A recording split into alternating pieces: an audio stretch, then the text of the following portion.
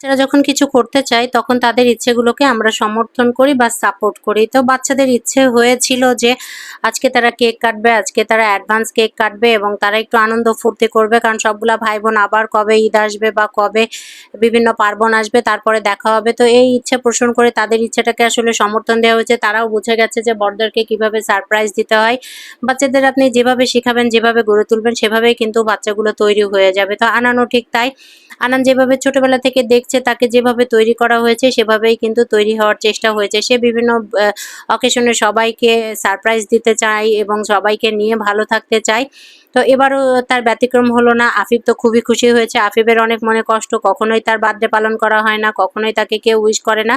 এইজন্য তাকে আসলে সারপ্রাইজ দিতে গিয়ে এই আয়োজন। তো আমরাও একটু সাপোর্ট করেছি যে না, না এগুলো করো, যেহেতু তোমরা বড় হচ্ছ, তোমরা এভাবেই ভাই বোন একে অন্যকে এভাবে হেল্প করবা, একে অন্যকে সাপোর্ট করবা, একে অন্যকে উইশ করবা। আমার ছেলেকেও কিন্তু আমি ঠিক এই কথাগুলোই শেখাই।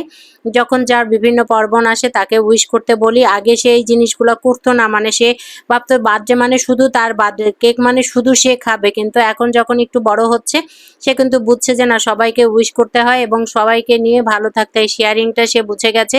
যার জন্য বাচ্চাদের আনন্দকে আমরা সবসময় সাপোর্ট করি এবং তারা যেন দুধে ভাতে থাকে, তারা যেন ভালো থাকে, আমরা সব সময় সেই চেষ্টা করি। বড়রাই হচ্ছে বাচ্চাদের ছায়া। তো সবাই ওদের জন্য দোয়া করবেন। Thank you for watching. Tata.